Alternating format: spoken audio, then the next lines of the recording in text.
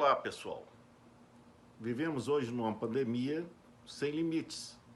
O mundo, por ser globalizado, vem sofrendo paulatinamente com várias mortes aqui em todos os territórios do planeta. Tanto isso é que é interessante que nós venhamos abordar a matéria de nacionalidade. Primeiro, caberia conceituar o que seria, ou o que é nacionalidade. Se vocês quiserem anotar, caneta e papel em mão, anotem, por favor. Nacionalidade é o elo político e jurídico que liga o indivíduo ao Estado. Por que político e jurídico? Porque o político, em outros territórios, também deriva da palavra nacionalidade como cidadania. Diferentemente, o direito anglo-saxão, que trata a palavra cidadania como nacionalidade, não tem o mesmo efeito no nosso direito civil law.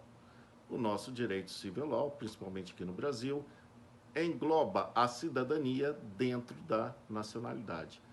O que seria então cidadania aqui no Brasil? É o exercício pleno dos direitos políticos. Mas a nacionalidade ainda, ela tem o exercício jurídico ainda, além do exercício político. Então, o elo que liga o indivíduo a um Estado, nós chamamos, tanto na ordem jurídica como na ordem política, nós chamamos de nacionalidade. A nacionalidade ela pode ser observada tanto no setor vertical quanto na visão horizontal. Na seção vertical, observamos que a nacionalidade vincula o indivíduo a um certo Estado. Tanto é que na Carta da ONU, ninguém pode deixar de ter uma nacionalidade. Pois bem, esse elo jurídico que liga o indivíduo a um Estado, né, nós podemos dar um exemplo, a nacionalidade, em relação à diferenciação do estrangeiro para o nacional em nosso território. O nacional, ele é obrigado, se for homem, cumprir tiro de guerra. As pessoas aqui, por serem nacionais, são obrigadas a votar. O estrangeiro não há necessidade de utilizar-se do sufrágio universal.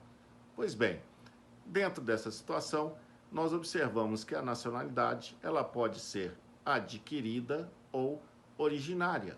O que é a nacionalidade adquirida? É uma nacionalidade que você adquire posteriormente a você, quando você já tem uma nacionalidade. É a chamada de naturalização. Eu vou para os Estados Unidos, vou trabalhar nos Estados Unidos e lá resolvo adquirir a nacionalidade norte-americana. Nesse caso, eu vou adquirir uma nova nacionalidade e, de acordo com a nossa Constituição, certamente eu vou perder a nacionalidade brasileira. Muitas pessoas não sabem nesse sentido. Bom, a nacionalidade, no sentido vertical, então é o elo jurídico em que liga o indivíduo ao Estado e político também. Quanto no sentido vertical, nós observamos que a nacionalidade, neste amplo aspecto, faz com que o indivíduo seja vinculado ao Estado de uma certa forma, em que o poder do Estado sobre esse indivíduo ele é diferenciado dos demais outros que não são estrangeiros, como são os estrangeiros. Exemplo, o Estado tem o poder do domínio e do império. O domínio é a força do Estado sobre todo o seu território. O império é a força do Estado sobre o indivíduo.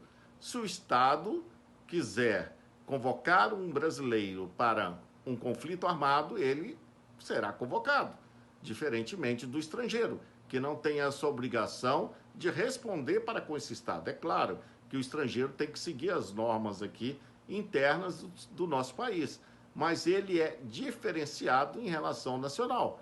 Tanto é para com os direitos também do nacional quanto para o estrangeiro.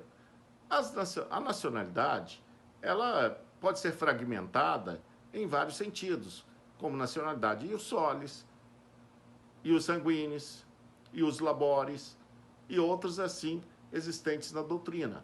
Mas a principal nacionalidade, as nacionalidades que nós estudamos, é ius solis e ius sanguinis. A nacionalidade ius solis, ela é datada pelo local do nascimento. E a ius sanguinis, pela nacionalidade dos pais. Não confundamos por chamar o ius sanguíneo, que seria a nacionalidade do sangue dos pais, mas sim a nacionalidade do local de nascimento dos pais, ou da própria nacionalidade dos pais.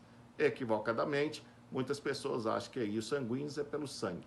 Não tem nada a ver, é pela nacionalidade dos pais. Ok? Continuamos depois, na próxima aula, sobre a nacionalidade na Constituição Federal. Um abraço, daqui a pouco nós estaremos aí de novo. Olá pessoal, estamos na segunda aula, dando continuidade à nacionalidade, hoje de acordo com a nacionalidade em nossa Constituição Federal. A Constituição, no seu artigo 12, ela determina que são brasileiros natos os nascidos na República Federativa do Brasil, ainda que de pais estrangeiros, desde que estes não estejam a serviço do seu país. É importante a gente parar e questionar sobre esse artigo, principalmente sobre esse inciso, essa letra desse inciso. Pois bem, é considerado brasileiro, mesmo que de pais estrangeiros, desde que estes não estejam a serviço do seu país. A pergunta que eu faço para vocês é se um embaixador italiano, casado com uma egípcia, vem trabalhar na embaixada italiana aqui no Brasil e essa egípcia tem um filho nascido em Brasília, a pergunta é: essa criança será brasileira? Pensem bem o que diz o texto e não errem no português. Olhe, o artigo diz o seguinte: será considerado brasileiro nato aquele nascido de pais, ainda que de pais estrangeiros, desde que estes não estejam a serviço de seu país. Analisem bem o português. Ele está falando de plural, o texto do artigo. Então, os dois têm que estar a serviço de seu país. Se somente um estiver a serviço desse país, a criança também deverá ser brasileira, não excluindo o direito de ter a nacionalidade de seus pais. Se o seu ordenamento jurídico dos pais facultarem isso para esse nascituro. Bom, entenderam? Então, os dois têm que estar a serviço do seu país. Não basta somente um. Isso foi um mecanismo utilizado pelo legislador de ingressar, né, ou colocar as pessoas aqui nascidas, facilitar as pessoas aqui nascidas que também sejam brasileiras, independente se o pai ou a mãe, isoladamente, estejam trabalhando no seu país. Bom, nós temos a letra B. A letra B, os nascidos no estrangeiro, de pai brasileiro ou mãe brasileira, a criança nascida no estrangeiro, de pai brasileiro ou mãe brasileira, que estão a serviço do Brasil, ela será automaticamente brasileira.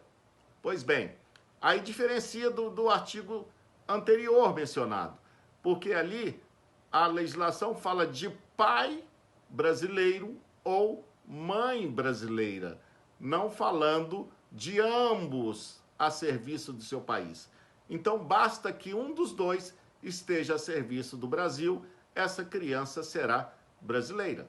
Bom, nós vivemos um mundo globalizado e vocês observam que com esse mundo globalizado, muitas pessoas, principalmente o governador Valadares, muitas pessoas se deslocam do nosso território e vão morar fora do Brasil.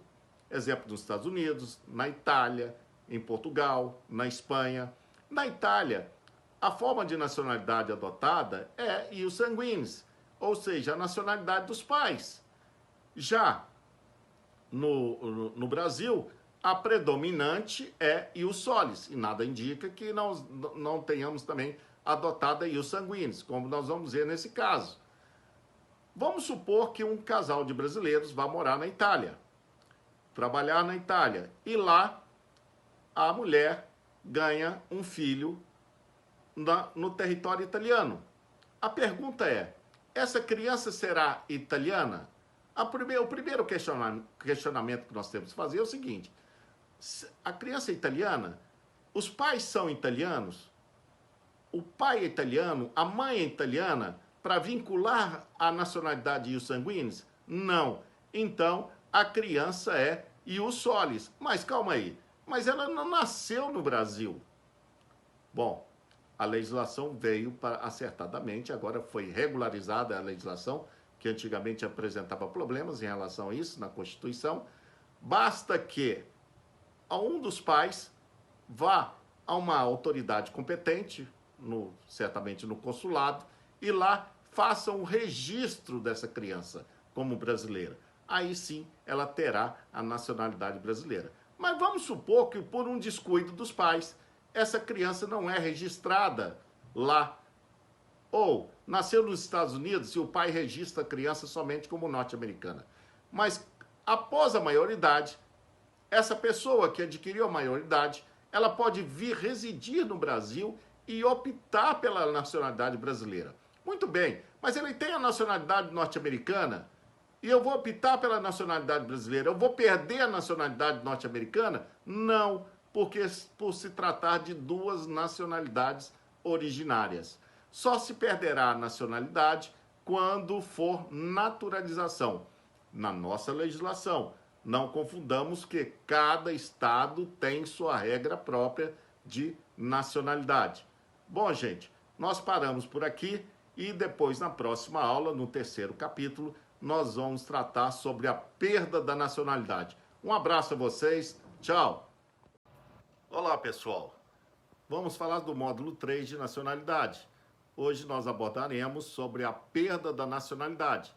Está inclusa no artigo 12 da Constituição Federal, parágrafo 4º.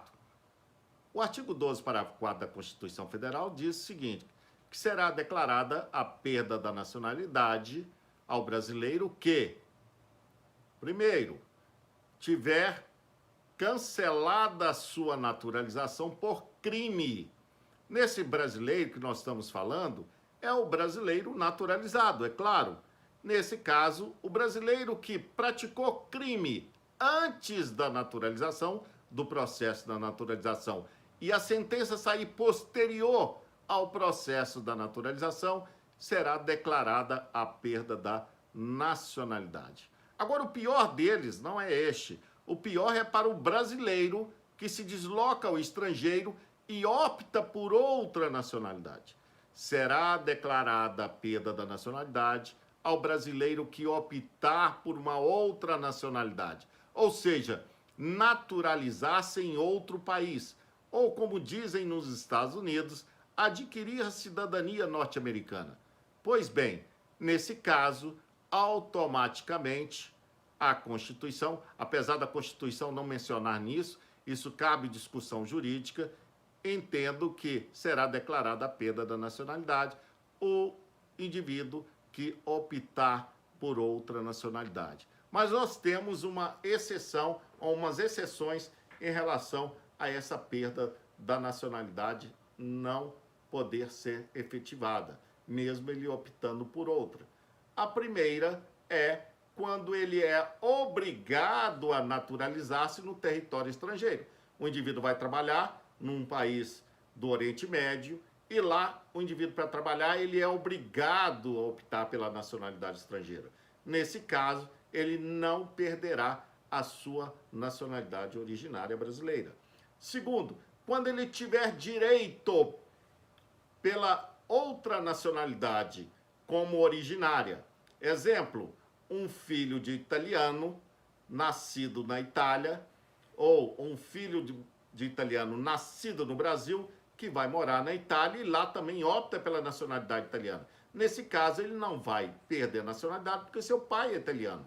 Então, quando se tratar de duas nacionalidades originárias, ele não perderá o direito da nacionalidade. Muito bem? Gente, então é isso que eu tinha que passar para vocês em relação à nacionalidade. Nesse momento de pandemia, eu peço a vocês que fiquem em casa, estudem em casa, aproveitem os vídeos que eu vou passar para vocês, Dentro desses vídeos vai ser acompanhado por um questionário, esse questionário para reforçar a situação. Estudem na doutrina. Nacionalidade vocês vão achar muito em direito constitucional, nos livros de direito constitucional, principalmente nos livros de direito internacional público. Um abraço para vocês e continuamos depois na próxima aula. Tchau!